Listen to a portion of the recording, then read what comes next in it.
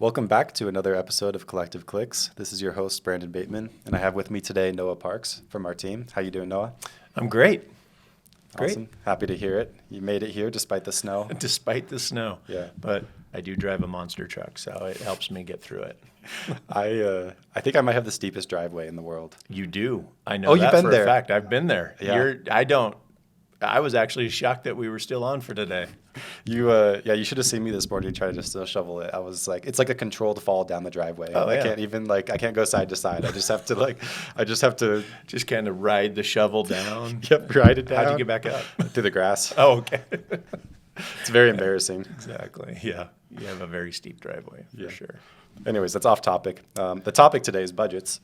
And Okay. how many investors have you helped figure out their marketing budgets in the past? It's got to be in the hundreds. last year. Oh, hundreds and hundreds. Yeah, at least. I mean, hundreds of them have become clients. And so add on how many people, haven't pulled the trigger yet. And yeah, we're dealing with A lot. a lot. Yeah, fair enough. And if we look at what's going on with budgets, I mean, they're always tough questions to answer. I mean, people ask us, how much budget does it take to really be relevant, or how much does it take to have success, or how much does it take to achieve a certain outcome, or whatever the case is. And they're hard questions to answer, I think, because we manage quite a range. I think you've seen everywhere from starting out. It seems like people are anywhere from 3 to 20-ish.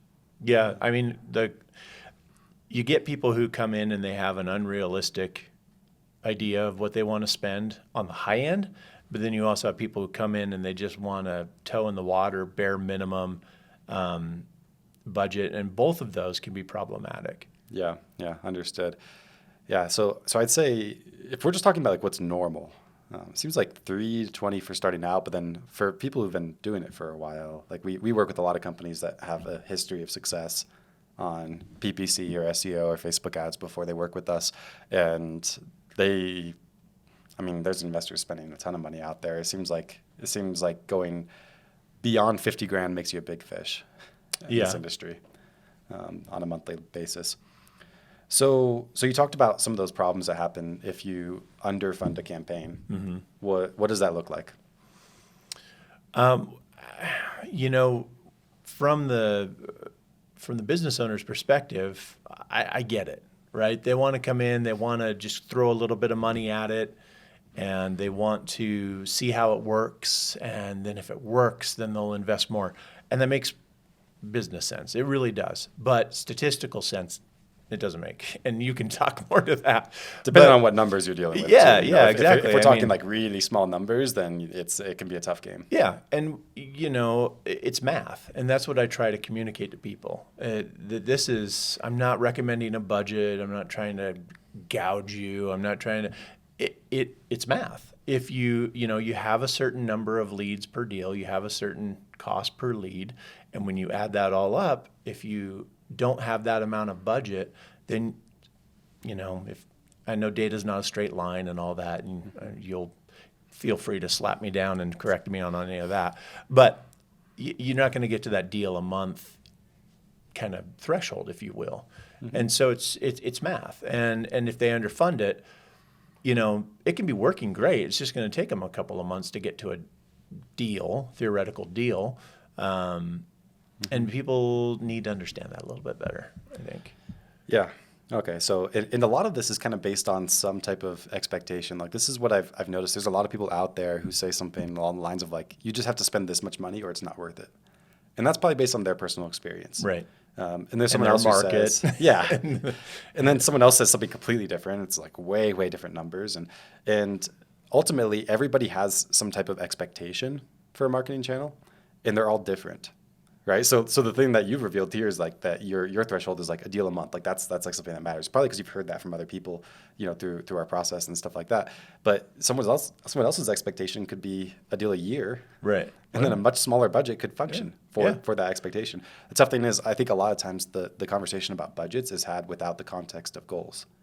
And people's advice tends to be, what should the budget be to achieve what they would want to achieve? Right. But and sometimes they state those goals, and when you do the math with them, even though it's hypothetical, you do the math and they're like, oh, we can't afford that, you know, or It's a lot of money. yeah. And so, you know, they want to get to that 5 to 6 deals per month, but they've got a 5K ad spend. It's like, Yeah, we just had a client on board that we had that kind of conversation with, where we were setting goals, because this is something we do at the beginning of any engagement. Right. Because it's good to at least like look at the numbers and determine what a reasonable goal is, and if it's way screwed up from the beginning, like there's not a lot of fixing that.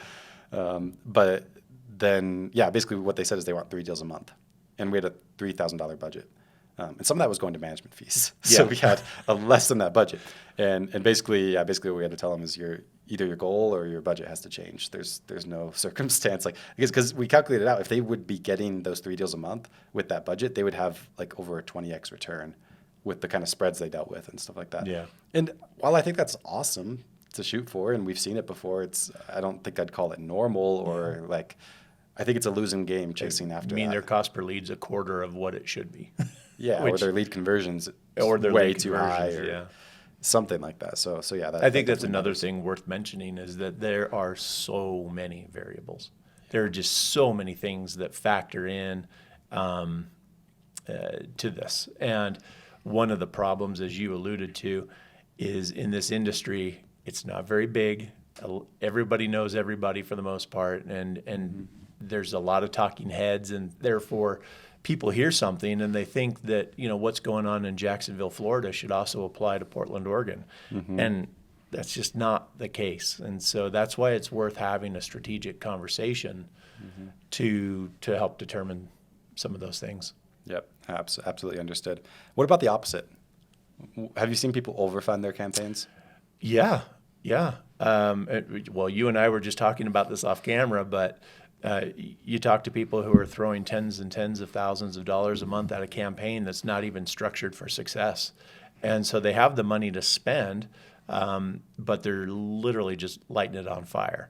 So again, point of having a nice conversation strategically around that is, you know, maybe that's not the best starting budget for the market that they're in. Maybe, you know, we could start half of that, collect some data, get things squared away, and ramp up to that in a, you know, more reasonable way.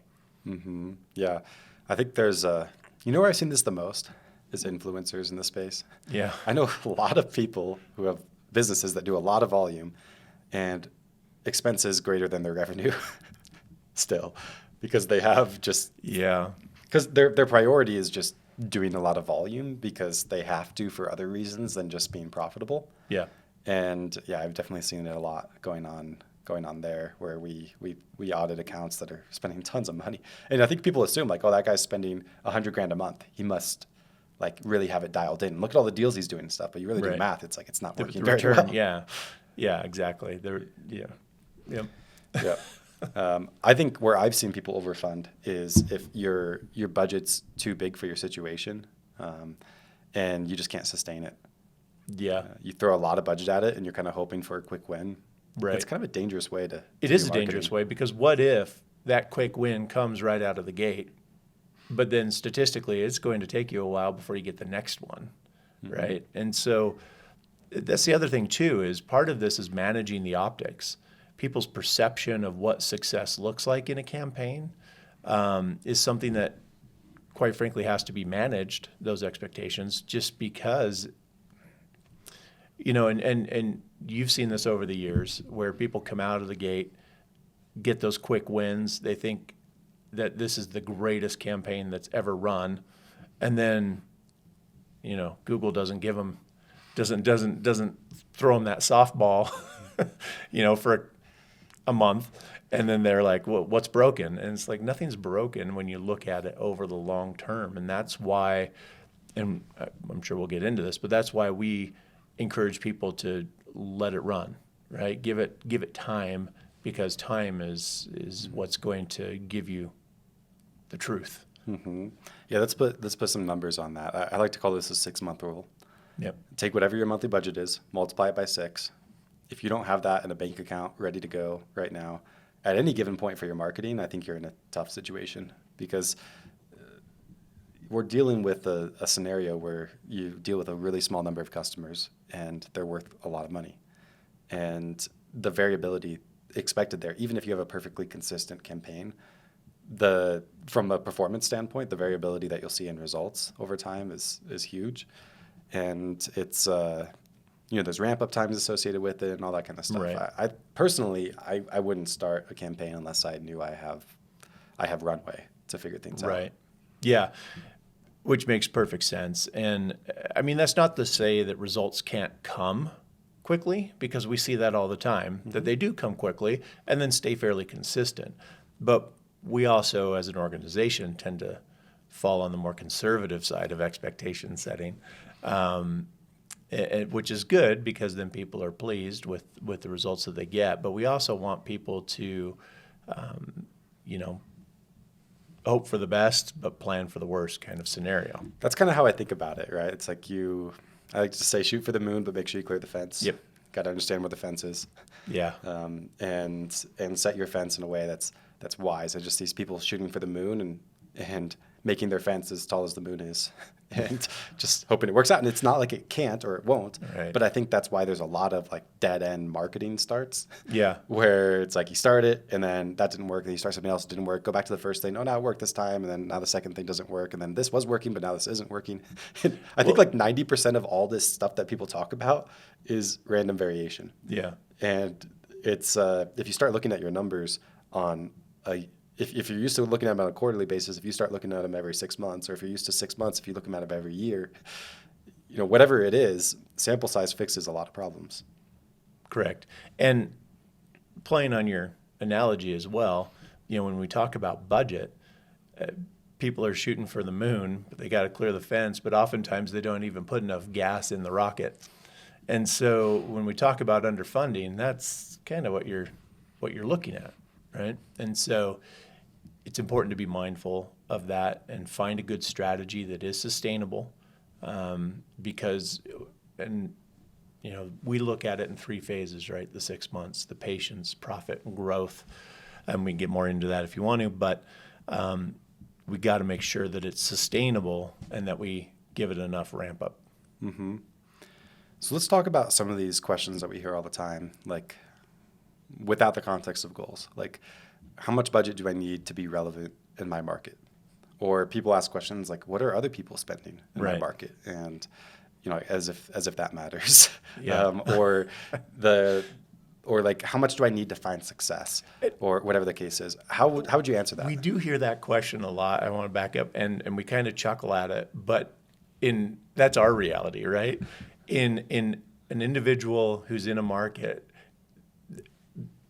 I guess explaining that what other people are doing and what other people are spending has no bearing on their success, because 99% of the campaigns that we see aren't set up for long-term success anyway, right? There's just so many variables. And so if this investor over here is paying $100,000 a month and you only have a $10,000 budget, it doesn't mean they're going to do 10 times better because of those variables. And so I think that's something worth mentioning. Mm-hmm. Yeah, I think that's absolutely true.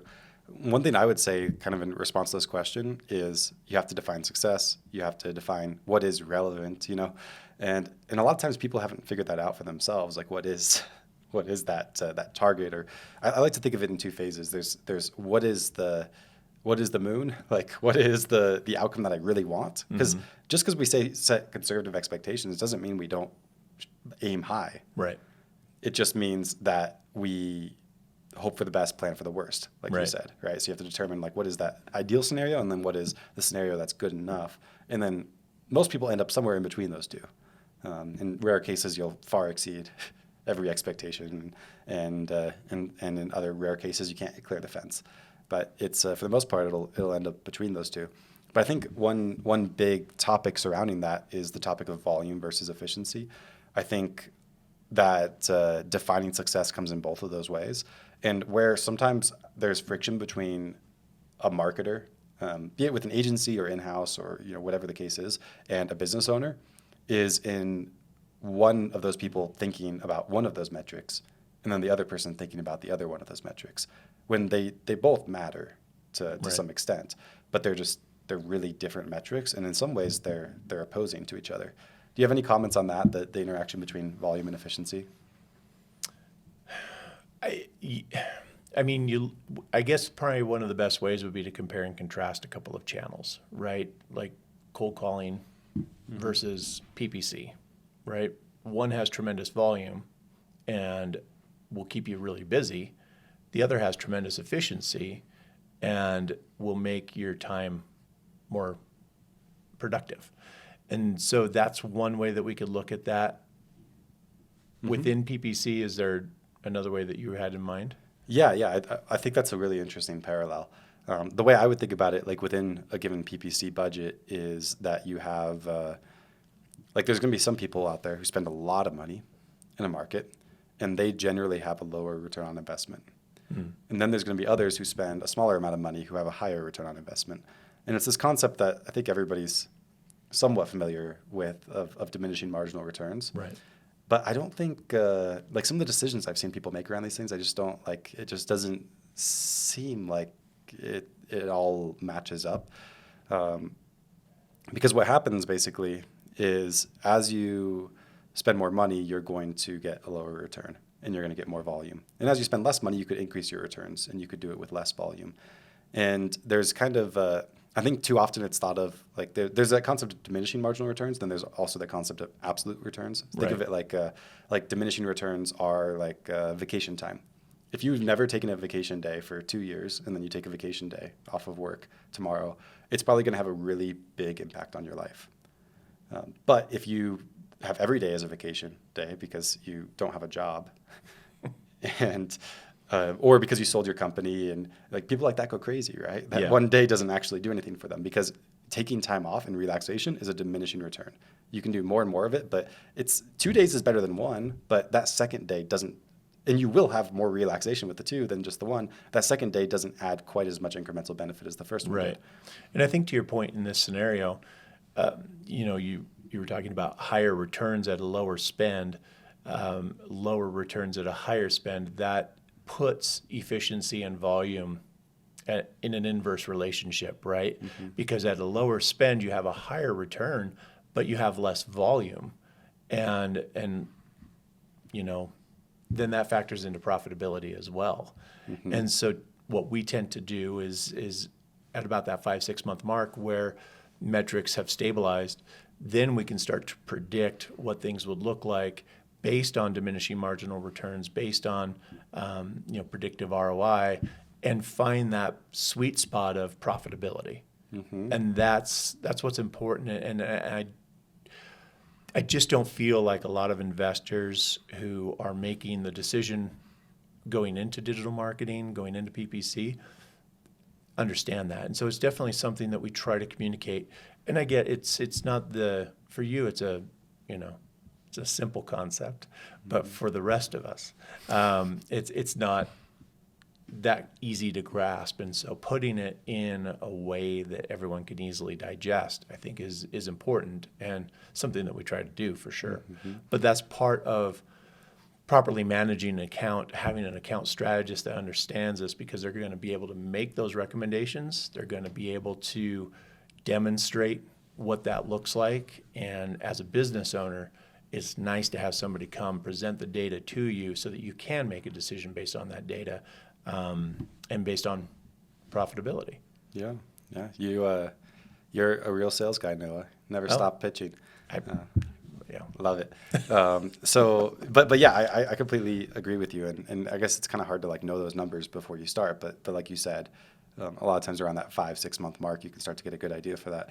And like 95% of the time, the answer is just spend more money. That's usually what it is until you start getting to that point. But I think the myth here, or like the place where you could go wrong, is people assume instead of it being a diminishing marginal return, it's more of an absolute return situation. That's like what I can compare that to would be like a war, for example. Like we want to win this war, and we're going to put more and more resources into this, and then it's going to do nothing for us until at some point we unlock basically the winning of the war. And that is when we achieve the outcome that we're looking for, right? So there's this danger of like, I can't underfund my army, right? Because then I'm not going to have the resources necessary to win, and I'll get nothing. Which isn't really how it works, right? That's kind of conflicting with diminishing returns, right? This is a situation where it's more like the vacation day scenario than it is like the war scenario, where a little bit of budget can do a lot. You just kind of have to have the expectation that matches that budget. And the reality of it is, if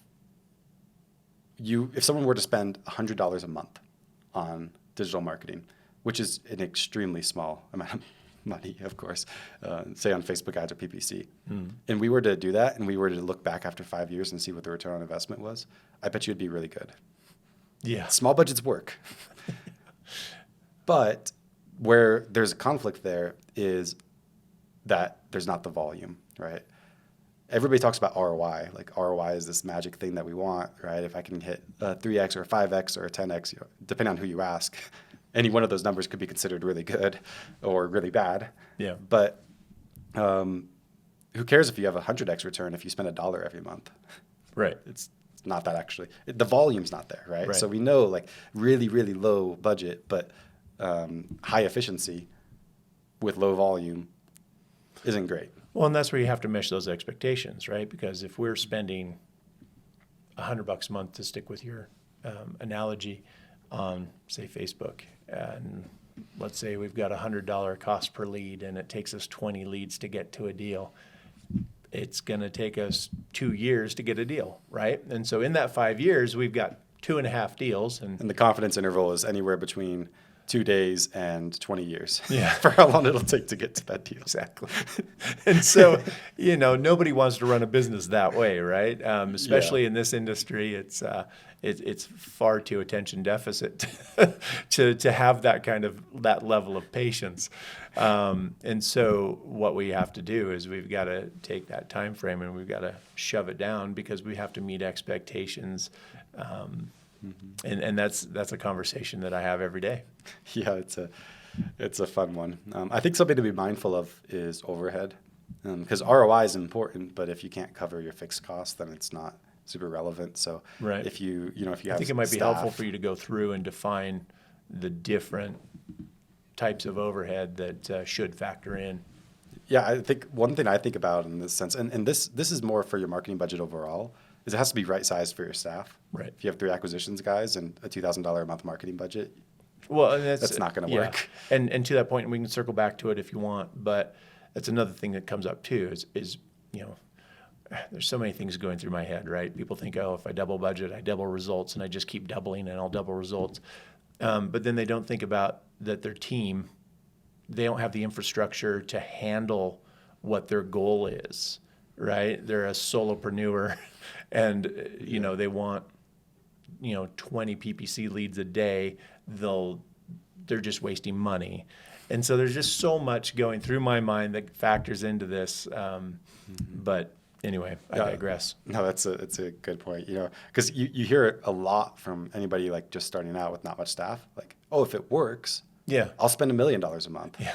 You don't hear that from the people who are closer to that range. It's like, I can't figure out how to scale this business. It's Yeah. going to be a nightmare. Because it always seems like when I was at that place with my business at some point too. At the beginning, it seems like if you could just have the leads, then everything else would be easy to figure out. But it's because you're dealing with a lead problem, not the other problems. Right. And if you fixed your lead problem, you'd realize how big of a problem those other things are too. It's whack-a-mole. I mean, Yeah. you fix one problem, you uncover 2 more. Yeah. And that's the struggle of any business owner and entrepreneur, right? Is figuring that out. Mm-hmm. But on the topic of overhead, like you need it right sized, and there's a lot of different things that factor into that. One like rule of thumb is roughly $10,000 a month in digital marketing spend per acquisitions person is, I'd say, something pretty typical across our clients. Of course, it's going to depend on a lot of factors, but just to give like an idea of what we're dealing with. So if you're trying to feed a lot of people, then you got to spend a lot to do it. Right. But then other channels are a little bit different, like cold call, for example, where you probably need significantly less because they'll be a lot more busy with the leads, Right. Which is kind of a negative thing ultimately, but it matters. And then, Well, and from the acquisitions person's standpoint, I don't know many acquisitions people who would rather have to work with 10 times the number of leads to reach the same goal. yeah, it's morale. Yeah. Morale's an important thing. It is an important It's thing. So anyways, that's Yeah, that's pretty important. The other piece of overhead is basically whatever the cost of managing a campaign is. And this is like if you work with us, this is virtually just what you pay us, because it's done for you. There's not a lot of other like costs, maybe 30 minutes of your time every month or something like that. Right. If you manage it yourself, then there's some focus cost there. Like what else would you be doing with your money or your time? Or do you have someone in-house doing it, and what else could they be doing? There's always some opportunity cost, but with any resources to it. But under any circumstance, whether you're going to manage it yourself, or you're going to hire an agency or something, there's going to be some cost that bottoms out at some number that is associated just with doing it right. And if you have too small of a budget, it's just not worth paying that cost. Because what can happen is, let's just say we take that $100 a month example. If you had a great return on investment there, let's just say even 10x return on investment, but you're paying someone $1,500 a month to manage it, you're in the red. Yeah. Right.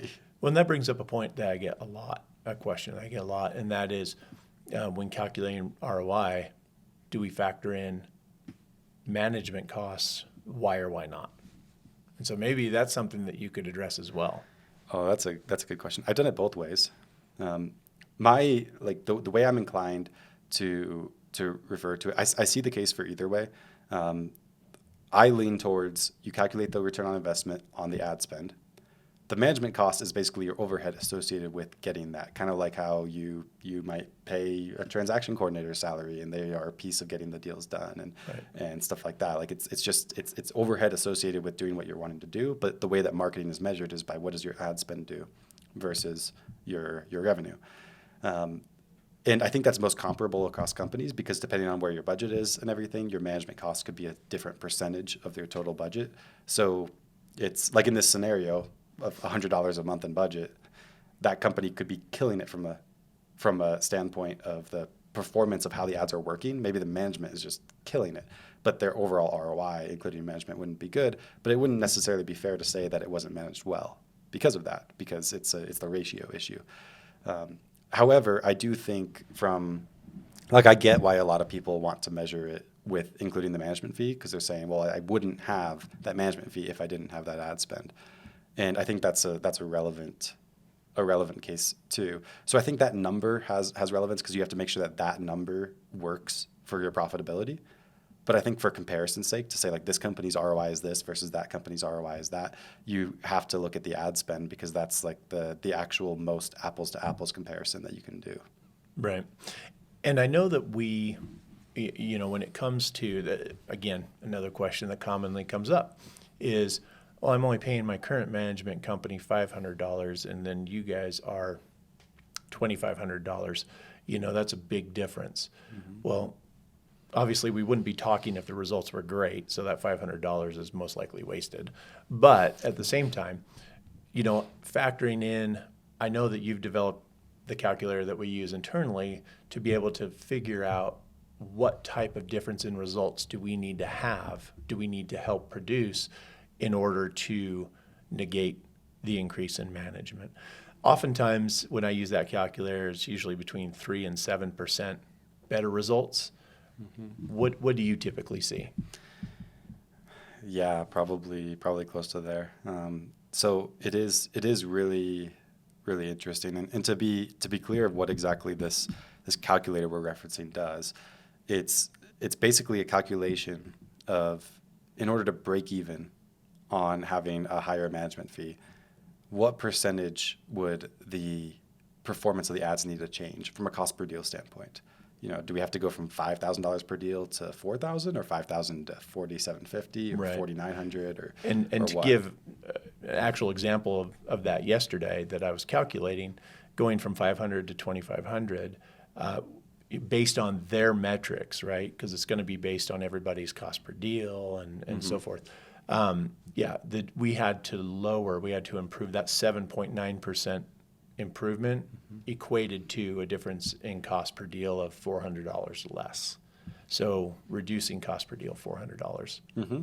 Yeah. So I think that calculator is pretty relevant, because you always deal with these kinds of things in the business, right? Like, what if we had more acquisitions people? That might be more expensive, but would we ultimately get more return, right? So everything kind of has this marginal return on investment. You could say that management fee has a return on investment. If it improves the results by 7%, then we've covered it. And if it can improve them by 20%, then we have a return on investment there, right? It's more than break even. It's usually a shockingly low number. That's what I always think, because I always try to think, of course, this is how I think, this is how everybody here is trained to think, is what's going to be best for the company that we're working with. Right. So I always look at that, and I look at the number, and I see, well, we have to improve results by 5%. I look at kind of what they're doing, and do we see that 5%? Is there that gap there? Do we have relative confidence that we can make that up? And if we do, then I think it's a good idea. And of course, we want a good return on investment. We want to improve by 25%. And there we have our 5x return on incremental management cost, right? So that's I think it's something really relevant to take into account. But I think almost everybody we talk to is shocked by how little you actually have to move the needle in order to cover the cost, because your revenue can increase by a good bit with even a small percentage change, because we're dealing with high margins ultimately. Right. I think it's interesting for sure. So anything else on volume and efficiency before we move on from that? I think it's just a matter of, I would say the vast majority of conversations that I have, it's when you explain these things, it makes sense. But it's such a fast-paced industry. Business owners and decision makers are just constantly chasing the next deal, and they're just so busy that actually slowing down to think about it and put things in perspective. Again, that's having that strategic conversation and understanding those things and how they pertain to an individual's market and their team and all of those different variables. I think that can't be undervalued. Yeah, I completely understand. It's helpful to talk to someone who does it a lot, and has kind of seen it play out in different scenarios and all that kind of thing. What about quality? I think a lot of people assume I'm not getting good opportunities because I'm not paying Google enough money. If I paid Google $30,000 a month, then my lead quality would improve. Another common misconception is that people get really frustrated because their lead quality isn't what they want it to be, but then they think the answer is money and just throwing more money, more budget at Google, and somehow that will magically fix the problem. But we both know that that's not the case. I think it's pretty clear to understand, even comparing it to other channels. You could take like direct mail, for example. Let's just say you're mailing a list. If you mailed more, what you'd have to do is you'd have to mail other lists too. And the only scenario where that should really improve your quality is if right now you're mailing a bad list, and these new lists that you're going to mail, because now you're mailing more, are better lists than the one that you were mailing previously, which that can happen. Well, some people's PPC campaigns are set up to mail a bad list. Exactly. But what happens when they raise their budget is they actually start mailing a better list, but not because their budget fixed that, but because now that they have more budget, they're just going to do everything. And they didn't realize that one list was better than the other one to begin with. So I guess my point being, like, raising your budget could increase your lead quality. But if you're doing marketing right, that shouldn't be true. Because you should, theoretically, I think of it like a target. You start with the bullseye of the target.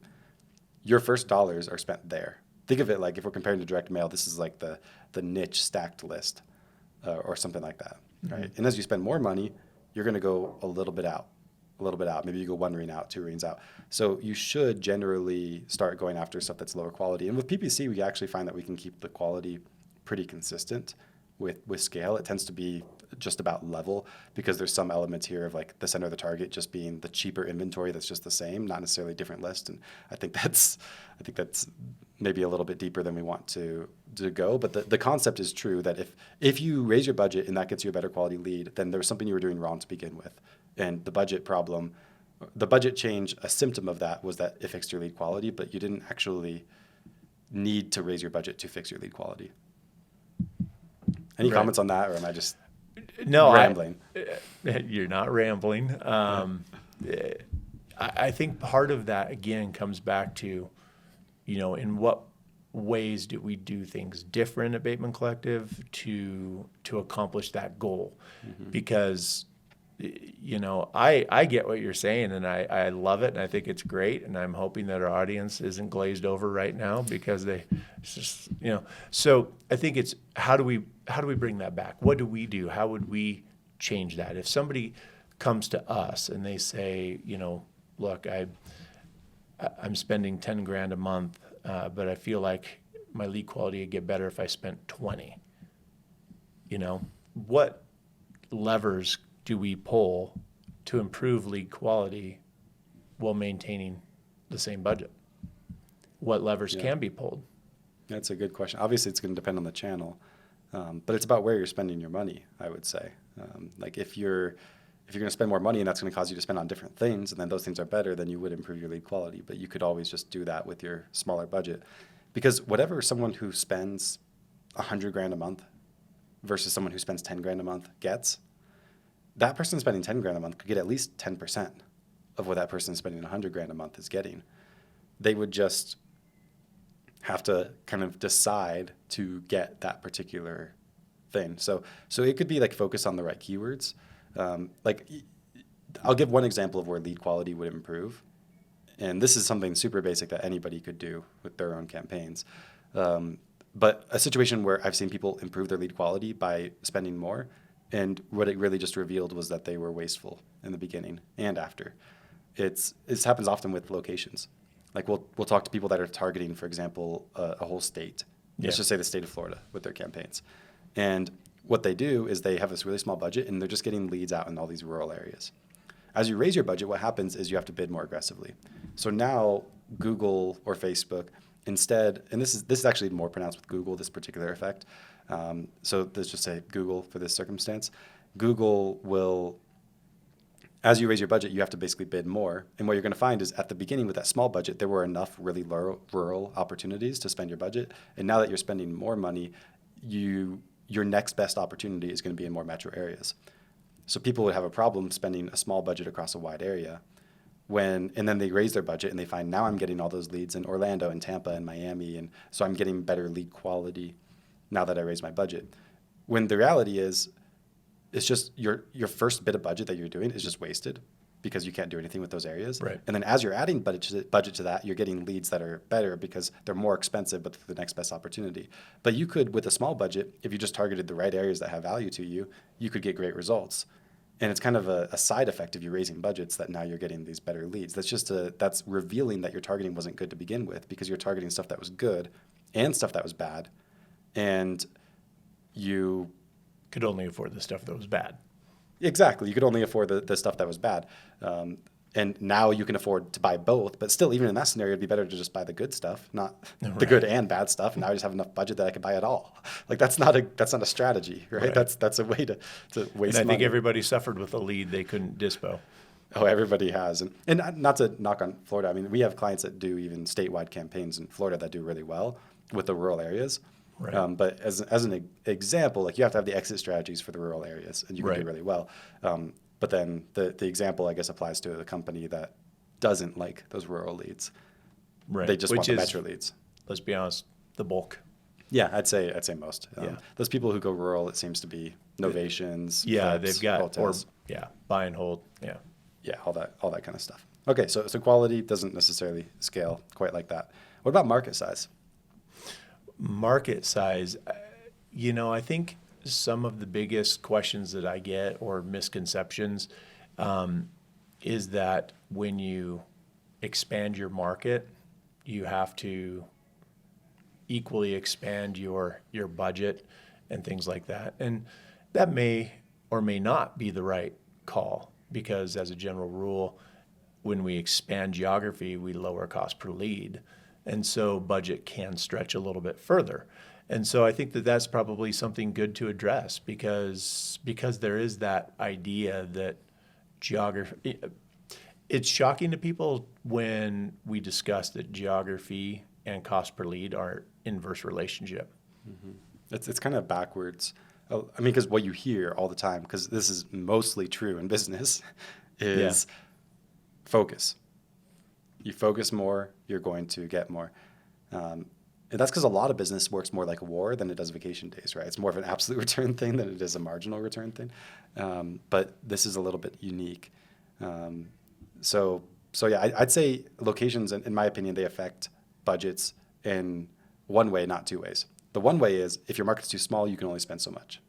That's true for a lot of Right. markets. It's true for every market. It's just people discover that limit is at different places depending on the size of their market.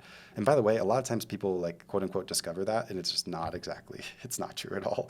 Like I've seen. People where they say like, oh, we gave our agency an unlimited budget and they're only spending $2,000 a month. And I'm looking at it like this, they're like on a fraction of the searches. They're not using all the keywords. Like you could totally spend more money, right?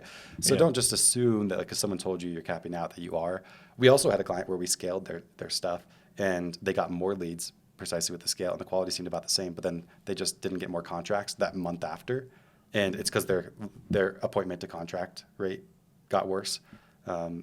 Not because by my belief, any change in the leads, but just because of it's a super small sample size. I mean, they were doing like 2 deals a month. And so anyways, people run into those kinds of things where they're like, oh, I was doing 2 deals a month and then I raised my budget 30% and then I still did 2 deals. And it must be that I hit my cap and that it's a diminishing return, which isn't exactly true because you can see that, with more sample size, it would have, the difference would have been Right. apparent. But I guess the point here is a market size can create a cap in some way or another for a budget. However, Yeah. it does not create a minimum. It does not work Yeah. the other way. Well, and an analogy that I've used in the past is, if we ask Google to go find us a guy wearing a red ball cap in a mall, Google may or may not be able to find that person. But if we then give them an entire city, it's going to be far easier for Google to find that person. And if we give them a state, it's going to be easier to find that person. And so understanding that, one of the things that I've seen, and it depends on exit strategy, but if a market is too small, it's just going to be really difficult to have success in PPC because we're really it's too limiting. Mm-hmm.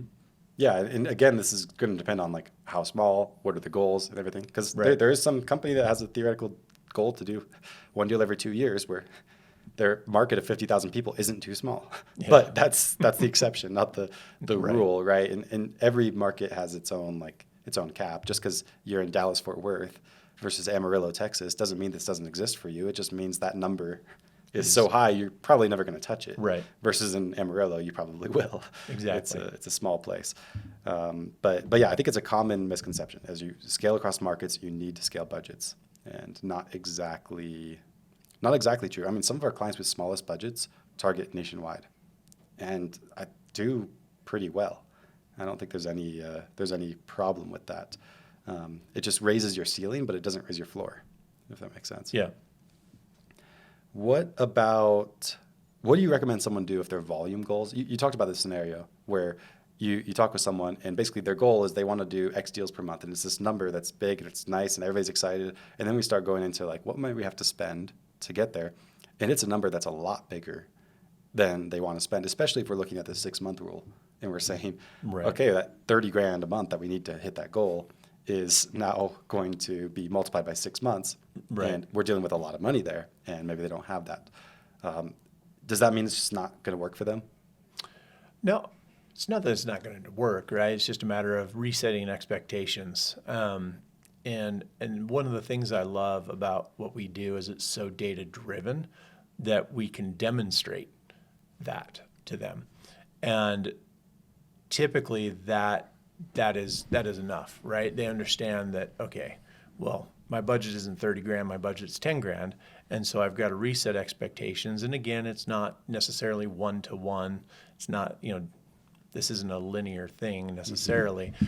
But, if we start at 10 and we reset expectations, then we put ourselves in a position to be able to look at what our actual KPIs are and scale from there.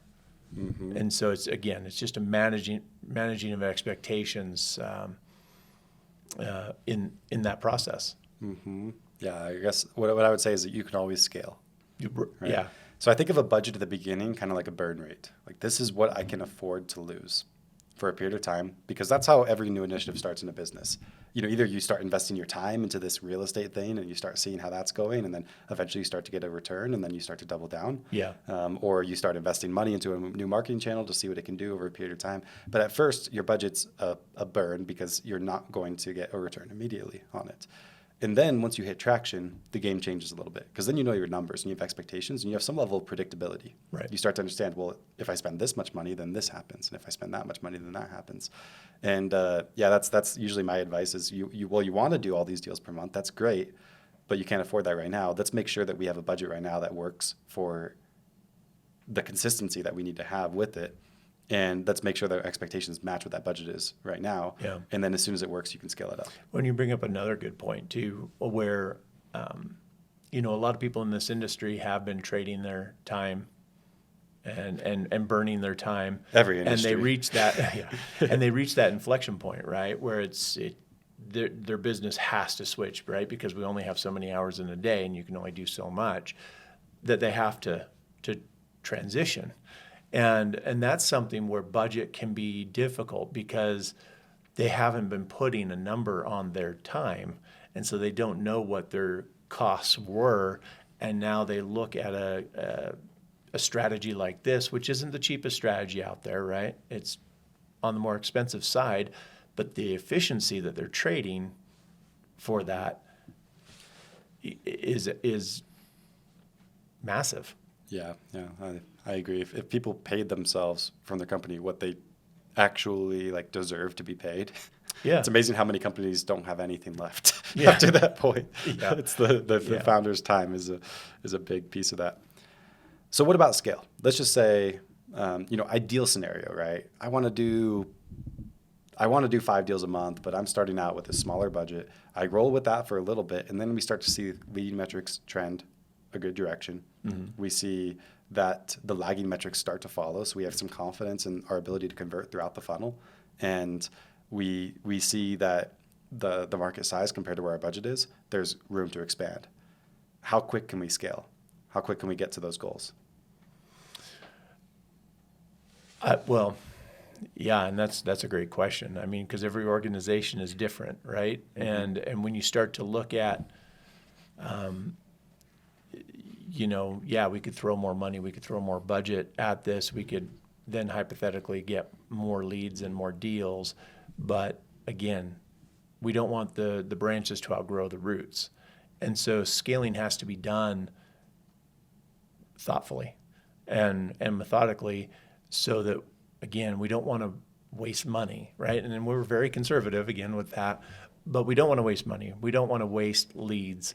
And so we want to make sure that scaling that budget is going to be able to be something that is manageable. And of course, every sales guy in the world, every sales gal in the world, they want more and more leads, right? Just give me leads, give me You'll leads. never hear from your acquisitions people that their leads are perfect quality, right? Or that they have enough. Right, exactly. It'll always be the leads aren't good. It's always the worst of both.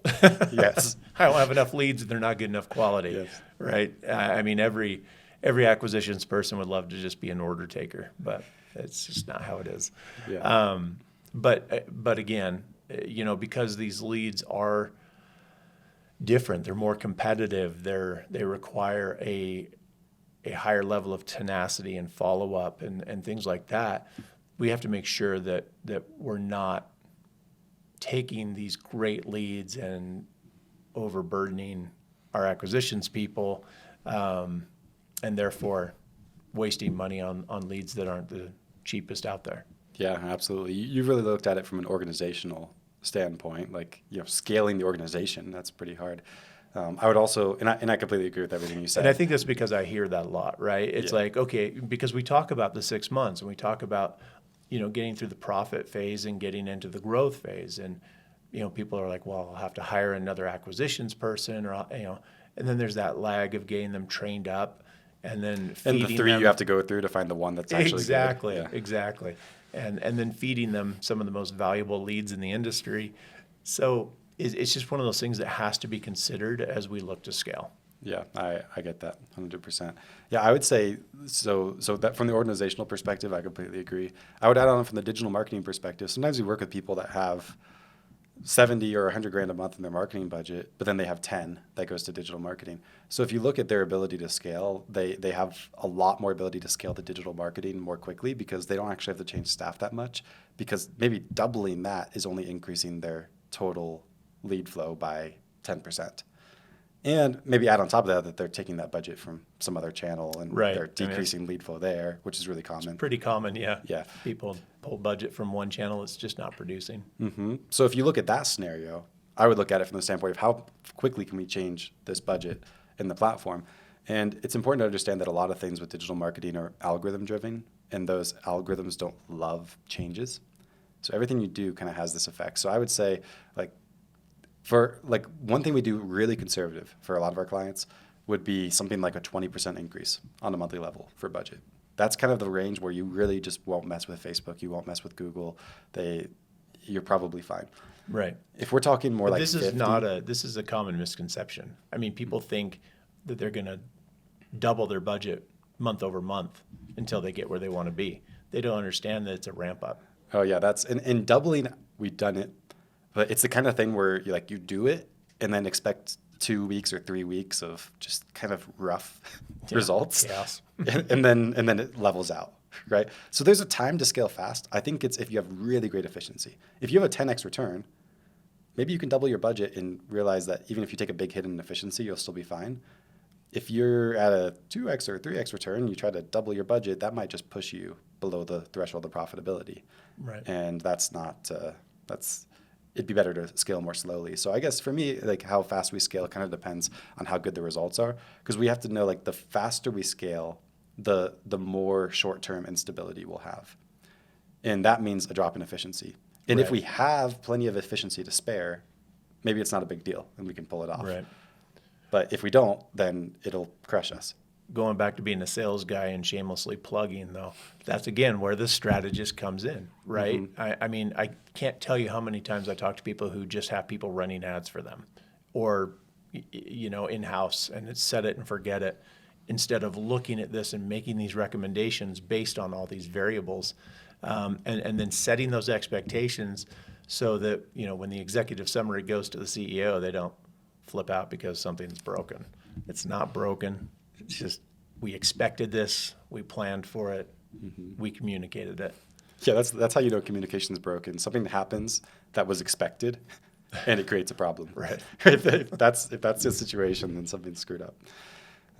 Any last words? Any remarks on budget?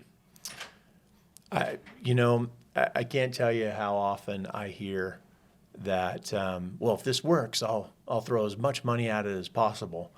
Well, it's like, if I knew I was going to get a 6x return in Vegas, I'd take $1 million with me and go down to Vegas. Problem is, I don't have $1 million to take with me down to Vegas. So you have to be thoughtful about budget and not just say, well, if it works, I'll throw as much money as I can at it. It's not how it is. So when we discuss what budget looks like, it's going to vary on a lot of things, but market is obviously going to impact that, right? What areas you're targeting, how broad of a geography you have, and oftentimes people want to know, well, what's my cost per lead going to be? And that's that's like one of the hardest questions to answer. And so we can give some ideas, we can give some averages, and we can talk through the math a little bit. But when it comes to budget, it's understanding what realistic goals are and how to dovetail those into a budget that's going to help you to achieve those. And then understanding that scale will come, maybe not immediately, but scale will come. Yeah, oh, absolutely. It's not a test it, see if it works. It's like a test it, make it work. Yeah. And one of the ways you do that is through sufficient budget. Because you underfund something, it's not going to work, and that does not mean that it's not a good long-term investment by any means. So, anyways, appreciate that. Thank you for joining us for this episode of the podcast. We'll see you next time.